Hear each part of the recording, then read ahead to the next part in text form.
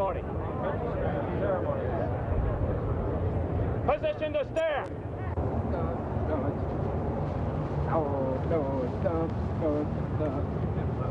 There. Ho. Oi.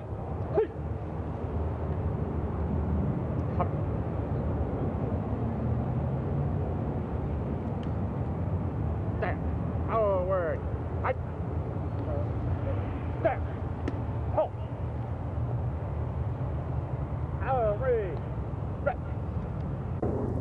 Let us pray. Almighty God, we give you thanks for the service to our corps and our country that General Mike Neal has given in war and in peace, at home and abroad. Grant that as he retires from the Marine Corps, he and his family may be protected in all their endeavors by you, our God, and that those Marines who have been inspired by his example may continue to serve the cause of freedom and may add to the reputation of our corps. In your holy name we pray. Amen. Adjutant! Call!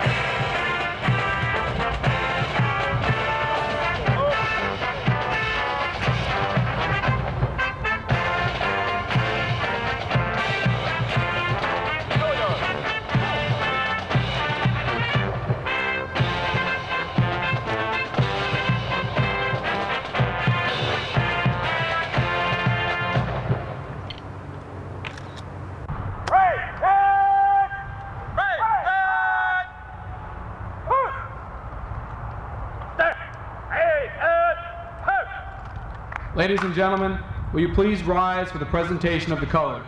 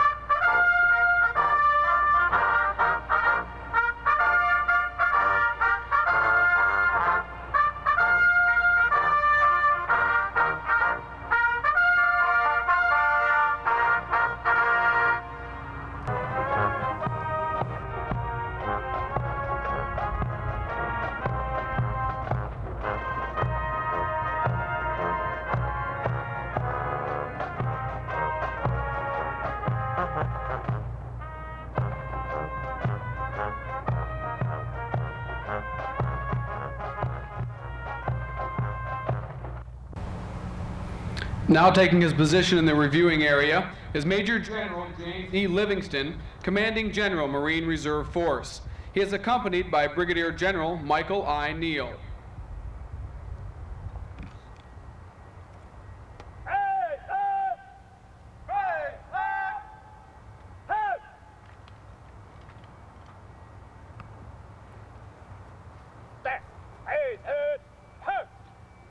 Ladies and gentlemen, please rise for honors to Major General Livingston.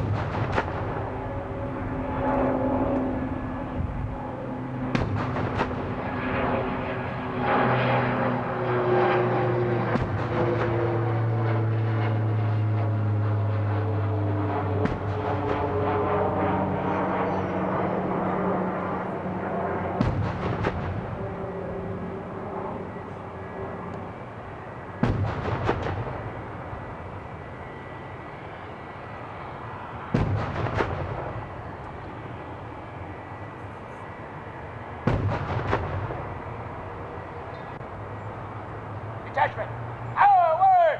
Hut!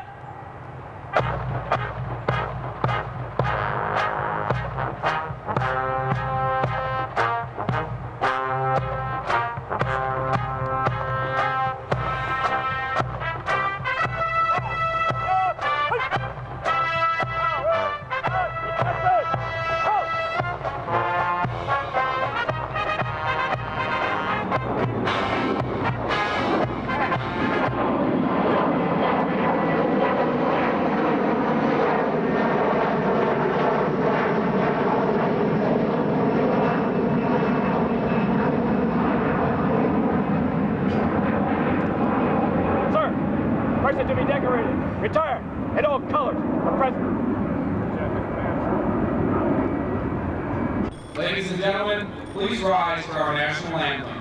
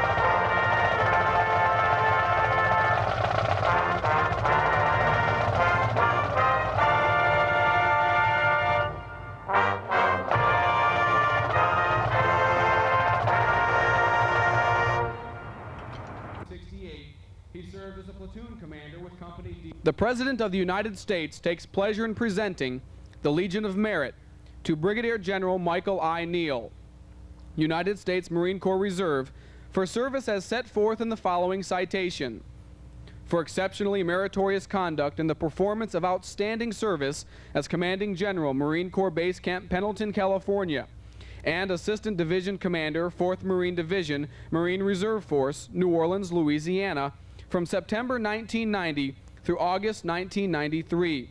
Throughout the course of Operation Desert Shield and Desert Storm, Brigadier General initiated a highly successful combat replacement training program and an extremely effective family support plan.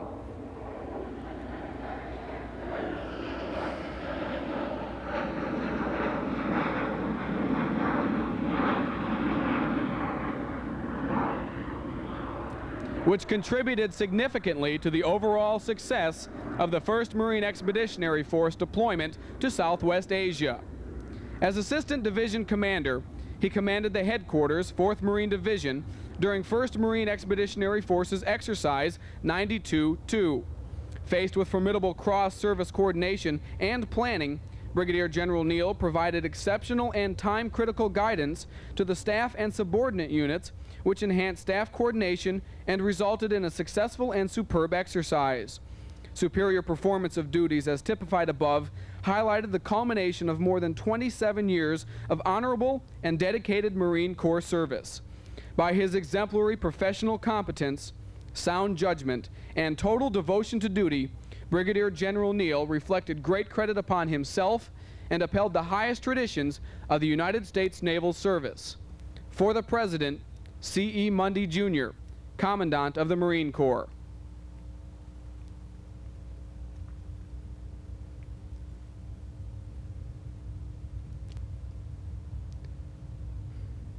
Certificate of Retirement from the Armed Forces of the United States of America. To all who shall see these presents, greetings.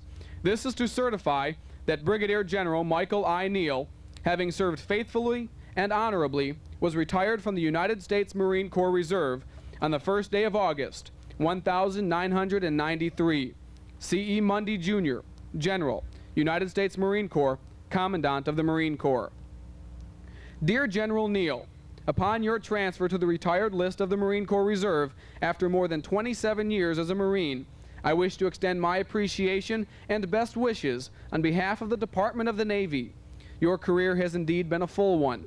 Returning to civilian life in 1970, after serving in Vietnam and earning myriad decorations for heroism, you became an active participant in the Marine Corps Reserve, serving in a variety of command and staff assignments and demonstrating a willingness to take on any assignment, no matter how difficult. Your regard for the Marines whom you led is commendable, and your deep concern for the quality of life for them has inspired the trust, confidence, and loyalty afforded to few. As you pause to reminisce in the many years ahead, you can do so with justifiable pride in your numerous accomplishments. You have the sincere best wishes of your many friends in the Department of the Navy. May you always be blessed with fair winds and following seas. Sincerely, John H. Dalton, Secretary of the Navy. Dear Mike, as you prepare to transfer to the retired reserve, I'd like to convey my best wishes and those of your many friends for success in the years to come. During your career, you have repeatedly and unselfishly answered the call to arms as a Marine officer, both regular and reserve. Your personal performance while balancing your civilian career as a trial lawyer with your military career epitomizes the fact that the strength of our Corps is drawn from the people who comprise it. Most recently, when it was critical to have your full-time support during Operation Desert Shield and Desert Storm, you willingly took over as Commanding General, Camp Pendleton, and led the military independent family community through an unparalleled period of changes. The Marines, sailors, and families that the base serves were given the highest quality support possible. Not only with regular establishment, but with the selective Marine Corps Reserve units were activated, your total force experience was invaluable as you successfully integrated reserve units and individuals into the base structure and the Fleet Marine Force. No commandant could ask for more, and for this, I thank you. Mike, the Corps is better because you served, and our nation can stand proud because it produced men like you, and they chose to become Marines. Linda and I wish you and Jan all the best for the future. Semper Fidelis. C.E. Mundy, Jr., General, United States Marine Corps, Commandant of the Marine Corps. Dear Mike, as you leave active reserve service after more than 27 years standing the watch, I want to express my appreciation for your close attention to duty and the legacy of leadership you have left behind. You have served our Corps and the nation during arduous and decisive times in the history of the United States. Your service has been characterized by the highest standards of personal integrity, patriotism, and professional competence. Through a diverse host of difficult assignments spanning 2 wars and the laborious years of peace between, you have the summons of the trumpet and performed your duty in a handsome fashion. Examining your splendid record of personal achievements would fill many pages. But allow me to mention the consummate pursuit of excellence you brought to each of your duty assignments with your final and culminating assignment as Assistant Division Commander of the 4th Marine Division. You have shouldered many burdens and squarely faced many of the complex issues that confront our complex and modern Marine Corps. Your leadership has made a lasting contribution to the health of our Corps and nation. The nation will forever be in your debt. This letter would not be complete without acknowledging the uncompensated contribution of your lovely wife, Jan. Few of those outside our Corps appreciate the support delivered by the Marine wife. In every assignment you have held since your marriage, Jan has stood by you with wisdom and grace, and because of her, our Corps has become a better environment for families. Mike, your contributions to the Corps are considerable. So are hers. In the future, as your life unfolds, I know you and Jan will be warmed by the memories of your service in our Corps and the friends you have served with along the way. As you stand down from duty, go with the sure knowledge that our Corps is better because you served, and our nation forever blessed by men and women like you who choose to wear with honor the title Marine. Sarah and I send you and Jan our best wishes and Godspeed. Semper Fidelis. Sincerely, J.E. Livingston, Major General, United States Marine Corps. And this special note from the Governor. Dear Mike, I know my office is called to say I won't be able to attend your retirement ceremony, but I wanted to let you know personally how sorry I am that I have to be in Santa Barbara and will have to miss it. I would love to be there to see you retire from the Marine Corps. I'm sure it will be a great gathering of many of our mutual friends in San Diego. If anything changes in my schedule, I'll let you know.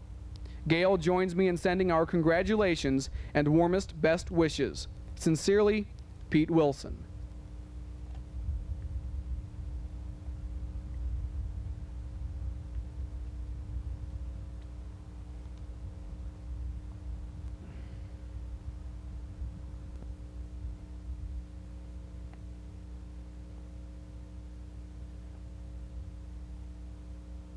This is absolutely a beautiful day in San Diego, and Mike was just saying he didn't realize he was getting an award when I just frankly told him he didn't need to know.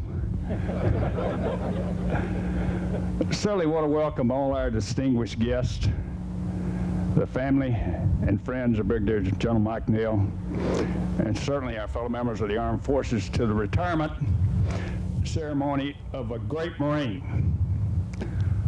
Also want to thank Major General Tony Studs and his commanders for this fine show this afternoon. I don't know who's in charge of the weather, but we've certainly taken him back to New Orleans with me. Mike, or my aide, got a call about Tuesday and said General Neal was trying to get in contact with you. And knowing Mike and the Marine he is, I concluded he was going to tell me to bring my running gear, and he was going to prove to me Saturday morning he was still a Marine. But that's not the case. We found out that General Boomer, the Assistant Commandant, couldn't attend Mike's retirement ceremony, so he asked me to stand in.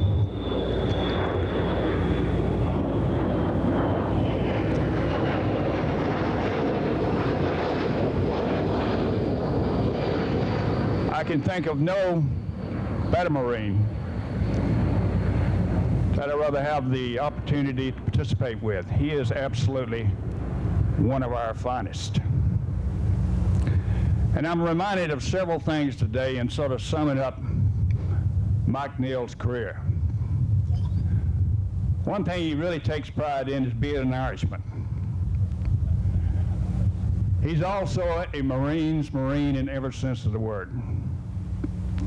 He's been in the active Marine Corps, the Reserve Marine Corps. He's served in combat, and he's served in peacetime. So I'll put out my intel, folks, to try to find out something very special about him that I can share with you today. They got in contact, I'm told, with a very fine lady that Mike knows well. And she provided us a little insight into Mike's activities while he's not on duty. And she said he's an actor and he's an entertainer. All you got to do is go down to his bar and grill on Friday night. But all sincerity, Mike Neal is certainly one of our finest Marine officers. As pointed out in his bio, he joined the Marine Corps in 1966. finished basic school, went to Vietnam, wounded, distinguished himself, received the nation's second highest award for valor. A couple of specific assignments I'd like to point out is one is the commanding officer of the 4th Tank Battalion here in San Diego.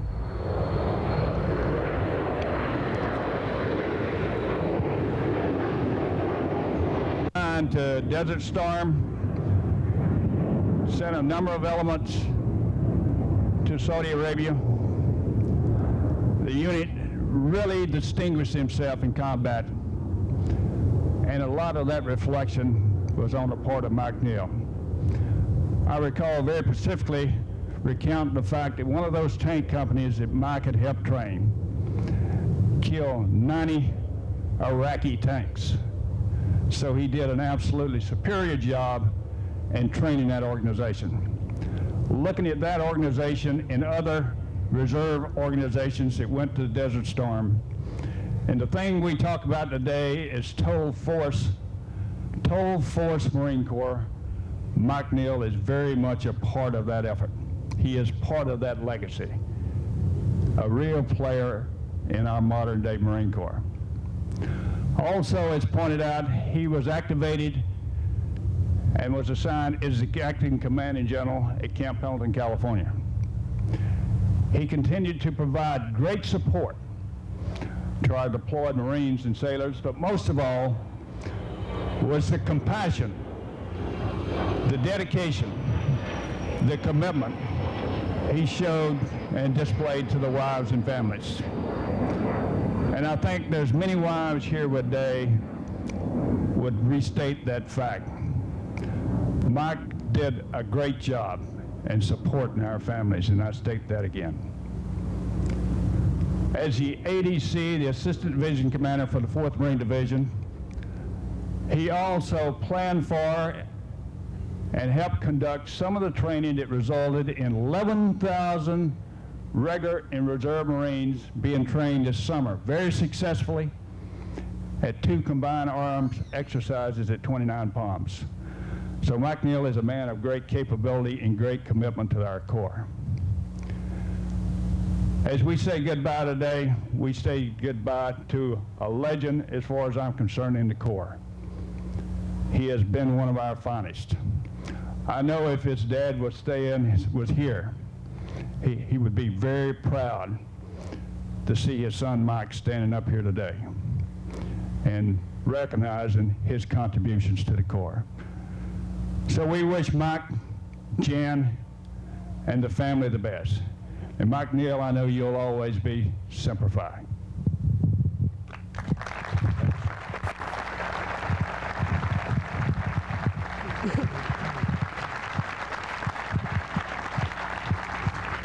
Thank you, General Livingston. I thought that when this moment came, I'd have all my thoughts laid out in a logical sequence, and it would all flow easily. It's not going to go that way, I know. Also, if I seem a little less than what I normally am, some of you know me as perhaps a little bit more robust than I may appear up here. I'm just on the mend from a strep infection this week, and so I'm going to have to ask all the ladies and the Marines also, no kissing and hugging here. My thanks to you, Lieutenant General Christmas, for attending, the other general officers, Deputy Assistant Secretary of the Navy for Reserve Affairs, designate, I believe, Captain Wade Sanders. Thank you for coming. Judges, my friends, I don't know where to start, and I'm going to leave some people out here. There were some people I know I made some notes on that I want to say something about, so I'm going to leave people out, and I'm going to be the one that's going to suffer later on, so I hope that you'll bear with me on this. I want to do this here at MCRD because this is basically my roots. When I saw my father come back home from World War II, behind the house where we live in Mission Beach, I didn't even know who the guy was. It was 1944. He was back from Saipan. He scoops up my mother in his arms, pats me on the head, and he says, "I'll talk to you later." We moved then into the naval housing across the street here, where we were to live 2 subsequent times. And basically from about age 5 to age 12, this base was my playground. I remember in the Korean War era, swimming in the pool over here down at the other end of the base with the wounded Marines who are back and doing their rehab work and asking about their scars. And what I'm getting to is I grew up in a Marine Corps background. And having a father in the Marine Corps who was a first sergeant, a master sergeant, and a sergeant major, and also an officer during World War II was truly a unique experience. And those of you who did not have a sergeant major for a father really missed out on something. Speaking of sergeant majors, there's 2 sergeant majors here that I know Sergeant Major Robinson, who was the sergeant major of Marine Corps Base Camp Pendleton when I was commanding the base. I know that you're here somewhere, Sergeant Major Robinson. If you'd hold up your hand. There you are. And Sergeant Major Jones, Levi Jones, are you with us here? There you are, up there. Welcome to you. For our civilian friends here, sometimes it's difficult to speak to a mixed audience, but I want you to know we come from on the Marine Corps side. We know that the backbone of the Marine Corps is our senior staff NCOs, and without sergeant majors such as these 2 gentlemen I just mentioned, the Marine Corps could not survive. Well, I never really, after I got into high school and college, really had any aspirations to become a Marine. And you know, we went through a period of time of peace there after the Korean War. That seems like millenniums away, I'm sure, for a lot of you people, the younger people. But after I left San Diego State and went to Cal Berkeley, I became immersed in that subculture up there. In my last year of law school, many of you will remember in 1965-66, there was a lot of anti-war riots going on up there because we were picking the pace up on the war in Vietnam. And the flag was being burned in the streets, and patriotism was being discredited every time you turned around. And I was upset about it like a lot of other people, but you know, that was another war, another place I was wanting to get through with law school. Then one day I was walking across the campus and I saw a sign tacked to a telephone pole, and it said, "Viet Cong movie shown tonight in one of the halls." Well, I wanted to go see it, and because it actually was a Viet Cong movie, so I went to see it. It was in one of your taxpayers' halls up there, and it actually showed Viet Cong footage. It showed Viet Cong members out in the villages and doing the things that were propaganda for the Viet Cong. Then it shifted to a scene where an American helicopter, I don't know if it was an Army helicopter or a Marine helicopter, flying overhead, and you could see 50 caliber rounds going up and striking the helicopter, and auto rotated down and turned on its side in a rice paddy. And this is an actual film. And then you could see the pilot get out of the helicopter, and as he stood up on the top of the helicopter, you could see the tracer rounds of the 50 caliber hitting him, and he went down, face down into this rice paddy, and this audience cheered, and this audience clapped, and this audience stamped their feet. Well, that night I went home and I cried. I couldn't believe this was America. I went over the next day to San Francisco, found the Marine recruiting office. They didn't believe I went to Berkeley. It took me about an hour to convince them of that. And I told them I wanted to enlist. I did. They gave me a deferred enlistment. So, but for the anti-war protest at Berkeley, I don't think I ever would have went in the Marine Corps. But in any event, I did. And I had the opportunity to serve in Vietnam, as many of the Marines here today did, and shared many of the same challenges, fears, heartwarming moments, sad moments, you name it. And it was an experience unlike anything that, of course, I had ever known. And I think that if there's one thing about the Marine Corps that makes us stand out, it is the way that we Marines interrelate with each other. And I saw that firsthand, whether or not it was a Marine from South Carolina or a Marine from Boston or a Marine from California. We were all Marines. We all wore Marine green.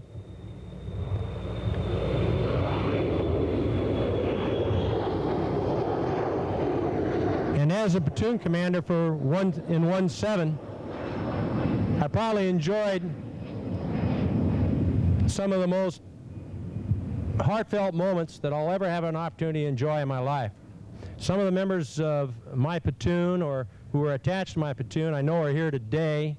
Lieutenant Colonel Chris Christensen, who was an RDFO with us. He was with me the night that I received the decoration that I wear. And also now Lieutenant Colonel Dutch Van Fleet, who flew out here from Florida, who was his Pac-Man, was carrying his radio. Dutch is here. Chris, Dutch, raise your hands. Where are you? Welcome and thank you for coming. I know Moose, Tom Farron, who was a sniper in our company. There you are back there, Tom. Thank you. Bill Urin, who was with us, seriously injured after I left 1-7. Colonel Davis, where are you? Battalion Commander for 1-7. There you are. Bill, thank you for coming. And last but not least, Doc McIntyre, where are you? You drove over from Vegas. I know you're here. Still draining from an AK-47 round through the leg. They're one of the top corpsmen ever, and without our corpsmen, the Marine Corps could not exist. We sometimes like to kid the Navy a little bit, but we know we couldn't survive without them. So my comments here today about Marines equally apply to the Navy. Doc, thank you, and thank you for all that you did. If I missed anybody from 1-7 that's here, my apologies. I looked around. In any event, I came back after serving a stint in the AO unit at Marble Mountain. By the way, Marble Mountain is where China Beach is. And a lot of you sure have seen that show. And for those of us who are at Marble Mountain or in that area, it didn't look anything like it looks on TV. I can guarantee you that. I wish it did. I just don't remember seeing women out there. But and we looked. Ralph Lippy and Pappy Flynn, Ed Flynn, I know, are here from the AO unit. At the time, I just have to tell you this, if anybody want to learn about fire support coordination, they had to be an AO because we controlled all the air and the artillery virtually in the Da Nang area that we were in. Enough said on that. I came back, like the rest of the Marines here who served in Vietnam did, to a country that really seemed not to care. I know there were a lot of people that did, but it was an atmosphere of, you served in Vietnam, so what? We know, we all have our own stories of Marines, soldiers, sailors, airmen who were wounded and were spit upon when they came back. They were reviled. The military was not held in high regard. It was a downtime in our nation. And I came away very much disillusioned when I got off of active duty. I was fortunate, and I don't want to make, I'm not in any manner trying to make this a down talk, because I'm very up, and I'm very up about the Marine Corps in our country. Because the opportunity to go back and serve at Camp Pendleton as a commanding general during this war, the Persian Gulf War is what I call it, brought this country around 180 degrees as far as I was concerned, and I think many of my brethren in uniform, I speak for them also. The show of support for the Marines, the soldiers, the sailors, I'm just going to talk about the Marines, was unbelievable. We couldn't handle all the packages and the mail and everything else we got. We couldn't handle all the T-shirt offers and all the offers for dinner and everything else. It was an amazing turnaround. As a matter of fact, as I heard General Boomer say, our Marines probably went to war because of all the cookies that were sent over with the highest sugar content of any army in the history of the world. In any event, it was heartwarming to see that. It was heartwarming to see the welcome home, and it really set things right, and it set things right in America's eyes, too, because I think there was a guilt trip still there. We can all learn from this. I don't think we're going to forget this lesson. Nobody wants to go back to those times that existed some 25 years ago. The time to remember is the time following the Persian Gulf War and how we fought that war and what we did over there and how we did it right. And I trust that we will never make the same mistakes again that we did in Vietnam, and we'll follow the example of the Persian Gulf War.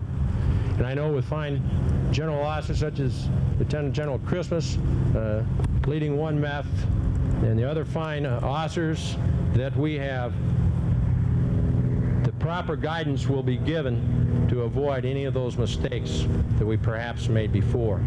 General Christmas, you were probably a little surprised he sent a reserve colonel back to act as 1MEF CG at some global war games, but 1MEF was real thin in those days, and they sent who they could. The last real act I had to do for the Marine Corps was I received a phone call from headquarters indicating that we needed a Marine general to travel with a presentation team that was traveling around the world showing what really is a dog and pony show about the Marine Corps. We go out and we really advertise ourselves so the rest of the world knows what we do, because the rest of the world should, because we do it well. And so I found myself on a plane within 2 days flying to Tonga. And don't ask me to explain where Tonga is, but you'll have to look it up on a map, and then to Fiji. But as I'm flying on Royal Tongan Airlines, and I realize this is probably going to be my last official act for the Marine Corps, I was thinking, gee, wouldn't this look great on your tombstone? For Corps and Country, he went to Tonga. Royal Tongan Airlines wasn't that bad, really. It wasn't. You know, through all of this time that we talked about, between the Vietnam War and the Persian Gulf War, the Marine Corps never wavered.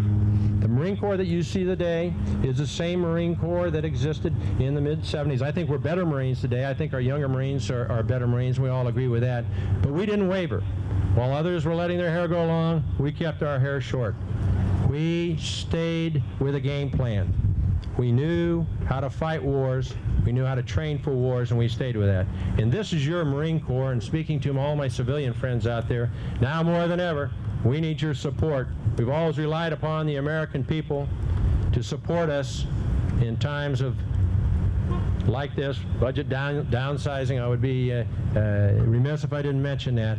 And I know that we can count on your continued support, because all your Marine Corps asks, all these Marines ask, all these fine Marines ask out here is the opportunity to serve. General Studds could not be here.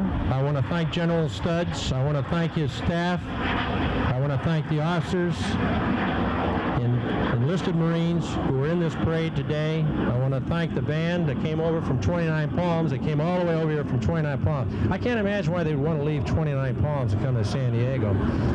But they've done an outstanding job, and I appreciate what they've done here.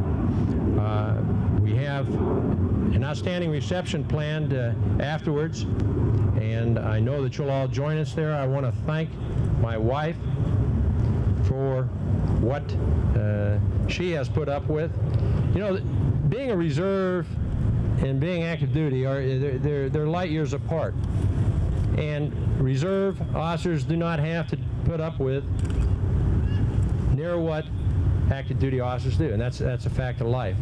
Nevertheless, it still impacts, and your wives do have concerns and problems, especially when you come in, and after General Hopkins asked me to go to Perth, Australia. That was a tough assignment, going to Perth, Australia, I got to tell you that. And I said, I'm leaving for 6 weeks tomorrow. On the reserve side, they're not quite used to that like they were used to it on the regular side, sir. But in any event, thank you very much, Jan, for all your support. Megan, Sean, thanks for being good kids, and thanks for sitting so patiently here today. Well, I'm going to hang it up right now, and I want to thank you again. I'm honored that you came here to attend the ceremony, and as we say at mess nights, I do hope that you'll join me at the bar.